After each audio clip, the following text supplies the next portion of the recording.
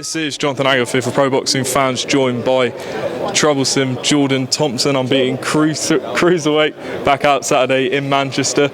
Jordan, artistic violence coming out again Saturday night? It's always on show, man. We approach every fight the same, artistically violent every time, man. You know how it is.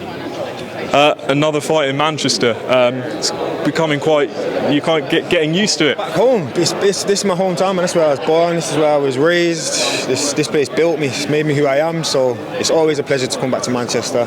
Just good energy, good vibes, some amazing memories as well, and some amazing nights of boxing. So I'm just happy to be back here, man. Happy to be back here, put on a show for the fans, get out there and do my thing. Did a bit of research on your opponent. I think the exact same stage in his career, Lawrence Okoli fought him, and now you're fighting him. Is this a bit of a benchmark? Do you look at that? Did you see his record? See, thought Lawrence was like... I didn't make the match. Yeah. Management, promotion, so I think they probably have their little plan of why they've made it. For me, I just got to go out there, handle my business, man, which I will be doing. But yeah, I think there's maybe a little gauging going on, but listen, man, we'll go out there, set about my business, and I'm sure we'll come up with the goods. Obviously, you've looked impressive in the past few fights, but is it fair to say the opponents haven't had as much ambition as you would have liked? I think the first guy definitely had ambition. He came to fight, he got hit with something and went night-night. But the second guy, he didn't really have as much ambition as I would have hoped. Felt something he didn't like and called it a night. But listen, that's what I can only beat what's put in front of me. The fights are only going to get harder and harder, and I'm going to relish the challenge, and I'm going to take it with both hands, man. How much have we seen of you, and what's still left to come for us to see? You've not seen anything yet, not anything. People, if you know me, you know. I believe in my potential, I believe in my talent, and I know what I'm capable of. And you're going to see that as the fights get harder, I'll just raise my level. That's just the type of individual I am. I'll always raise my level.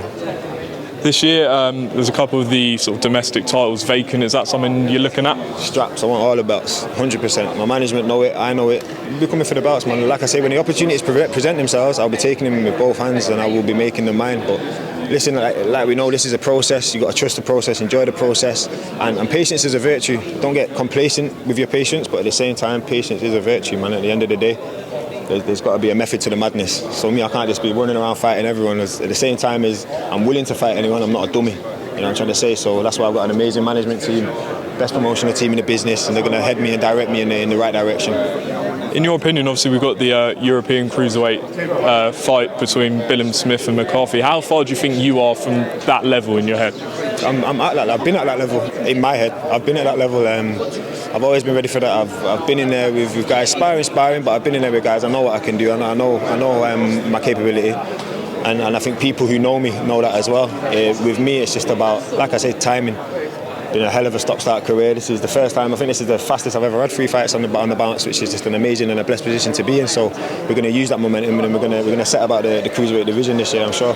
Who have you been sparring this camp? Who have you been getting the rounds in with? This camp, I've been sparring some lighter guys. I sparred one of my teammates actually. I sparred Malik. He's a real good up and coming fighter. He's been around the circuit for a long time. Sparred another cruiserweight, Jamie Daniels. He's a good lad, real good boxer. I think he's got a good future about him. And that's about it. Just been getting some rounds in with those guys. So it's been good work, man. It's good work. Now, Eddie's with this DAZN deal is able to put people out on shows in America and all around the world. Is that on your list this year, or do you want to keep it sort of in the UK? I'm happy to go wherever to fight. America, that would be amazing to fight in America, to fight all over the world. I've seen people fighting in Spain, Italy, America. Of course, I'd love to do that. But again, time will tell. All in the right time.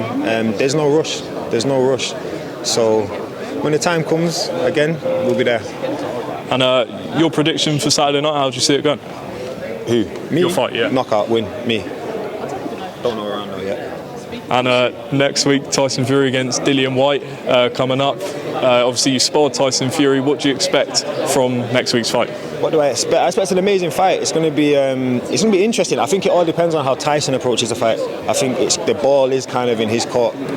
I think if he approaches it and tries to knock Dillian out, I think he's going to make it a very, very hard night for himself. But I think if he tries to come in and box and outbox him, move around, use the angles, use his speed and his ring IQ, it could be a bit of an easier fight for him. So I think as long as he don't play into Dillian's hands, he could have a successful night. But again, Dillian is no pushover. He's come in with every single ounce of energy he's got.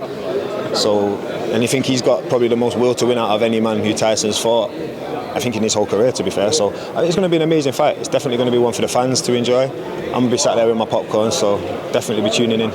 Correct me if I'm wrong, but I don't believe you've been sparring him in this camp. But what was the experience like for the Wilder Fury 2 camp? What did you learn? Second to none. It's just amazing. The knowledge that you're getting from someone like Tyson Fury, and you obviously got Sugar Hill in there, and then you're in and around other fighters as well, Joe Parker and stuff like that. So it's just amazing the knowledge that you're getting, and the people, and the passing on like little things that you don't really find. You know what I'm saying, on the boxing world. And I've been to spar with other people, and it's not been that same sort of environment. So it's a real blessing when you go into a camp like that and you get treated the way that they do treat you. So it's special.